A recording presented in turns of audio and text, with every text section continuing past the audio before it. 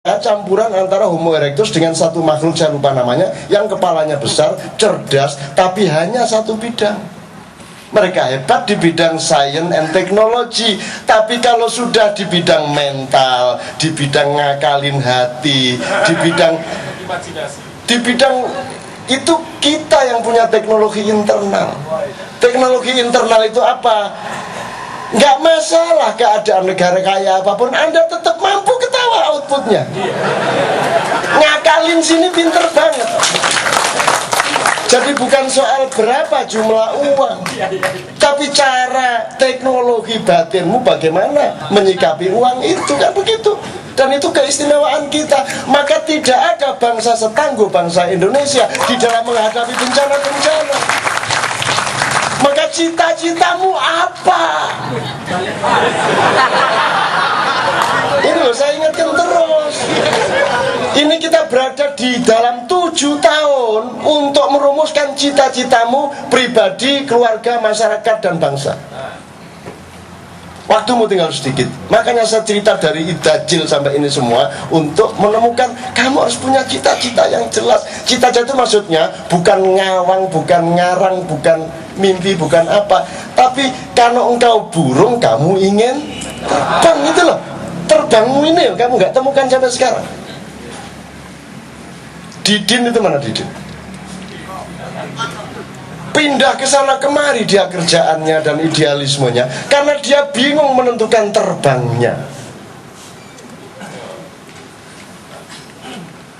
Kalau orang kayak saya tidak perlu Anda tanyain, karena saya tinggal pilih kok.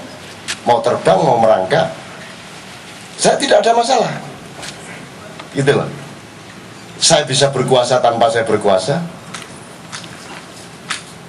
Kalau saya gampang, karena saya ada bau-bau Idajil.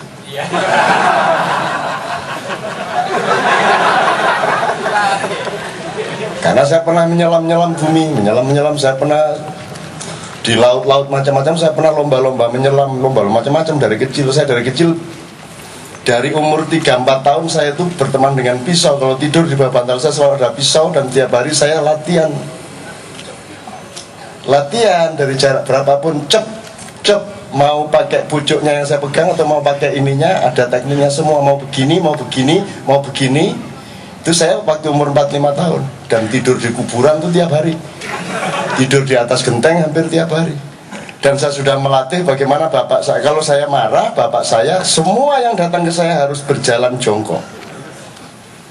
Dan itu bapak saya, mbah saya, ibu saya, kakak saya ngerasa no kabeh, pokoknya gak bengok temen aku, ngamuk aku, tak obong omahmu kan.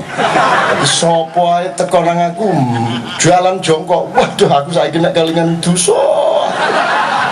Mbah saya itu gini loh, bawa baki nyugui aku panganan ngene iki. Itu saya umur 4 tahun, bayangin. Makanya sekarang saya itu membayar hutang-hutang saya, dosa-dosa saya, dengan saya memberikan diriku kemanapun pergi. Karena saya dulu itu sampai mbah saya, kakak saya yang sarjana ahli bahasa Arab itu, saya kalau buka, begitu dur buka saya tidak ada, dicari di kuburan, disuruh pulang tidak mau. Mereka tidak tega saya terus harus dikasih makan. Aku gelem dikasih panganan tapi ndak. Wah, jadi dari rumah ke kuburan aku nggawa baki ngene. Waduh, saya kalau ingat itu betul-betul merasa berdosa. Artinya saya sejak kecil sudah merasakan macam-macam sehingga saya tidak punya obsesi apa-apa. Gitu loh. Saya umur 3 tahun saya sudah mengaji di depan orang banyak. Sudah hafal, sudah tapi orang anak kecil belum bisa ngambil nada, begitu naik ketinggian nangis, nggak kuat nerusin, nangis. Jadi di depan naik, gitu. Ayah saya marah, aku diambil itu di dalam masjid, maulutan ribuan orang itu di halaman di beranda masjid, aku diangkat, dibawa ke jendela, dibuang keluar jendela masjid oleh ayah saya. Nah, mulai hari itu saya punya riwayat pemberontakan. Loh, aku dibuang, Idajil ya dibuang. Saya, karena mereka terus sibuk maulidan, saya nangis bentar, tapi saya terus diam-diam lari lewat kebun, lewat bambu-bambu, saya masuk rumah lewat belakang. Rumahnya bapak saya, mbah saya jadi satu, jadi pintunya ada sekitar 15 pintu, gede banget pada waktu itu. Masuk, karena semua orang sibuk maulidan, tak kunci satu persatu.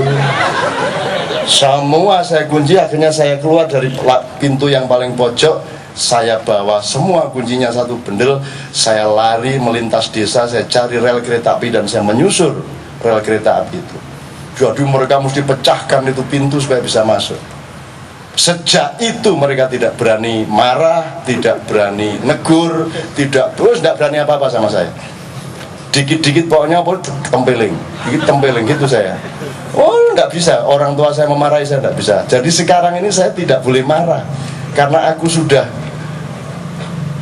kedajalan saya itu sejak kecil sudah gak karu-karuan. Jadi sekarang saya enggak. Sekarang saya, wah makanya istri saya itu beruntung sekali dah.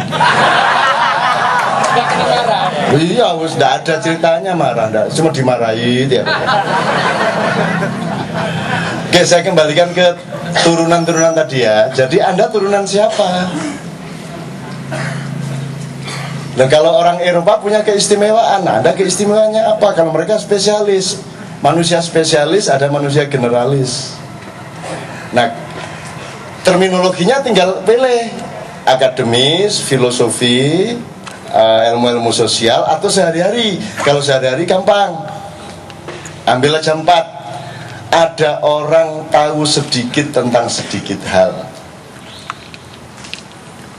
Misalnya jual bakmi, ngerti ya bakmi udah. Itu pun juga tidak menguasai amat. Ada yang pertama orang tahu sedikit tentang sedikit hal.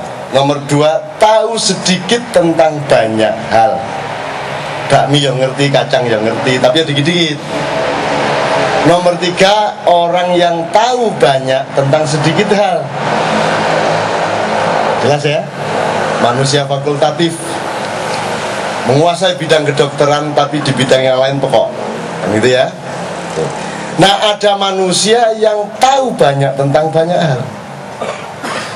Ini orang yang hebat tapi hidupnya paling berbahaya dan penuh tantangan. Orang-orang di luar Indonesia, di luar surga ini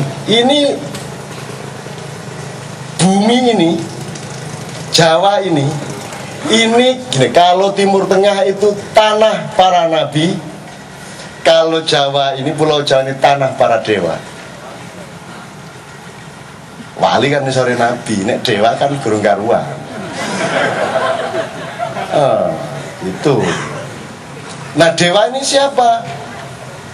Ya Anda belajar dong Maya Inka, Anda belajar dong Yunani kuno, Anda belajar Mesir kuno, Anda belajar kepada manusia Atlantis, Anda belajar kepada manusia-manusia dalam dimensi-dimensi yang lain tadi. Anda buka web-web tertentu yang rahasia. Ada banyak bahan-bahan mengenai itu. Dan saya sedang mempelajari buku 3 abad yang lalu yang juga tidak pernah dibaca oleh siapapun. Dan itu juga sampai sekarang saya bingung dari mana saya dapat buku ini. Sedang diterjemahkan oleh seorang senior, diterjemahkan tuh dari huruf Arab, tulisan tangan, wangel dibaca. Aku mau setengah halaman ini wis diang gitu ya. Saya sewa seorang senior profesor yang sudah pensiun, yang ahli itu terus untuk menerjemahkan kata-katanya, bukan maknanya. Jadi ini bunyinya apa itu dia coba tulis, dan itu baru dapat 1/10 dari seluruh buku itu. Saya sedang sibuk sama anak saya, sama Noe soal itu, dan Noe sangat berminat. Dan sampai hari ini, karena Noe juga mewarisi sejumlah buku, terus saya tambahi buku dari tempat saya di Loteng yang saya sampai hari ini tidak tahu dari mana saya dapat buku ini. Dan itu isinya walah dahsyatnya luar biasa. Itu sangat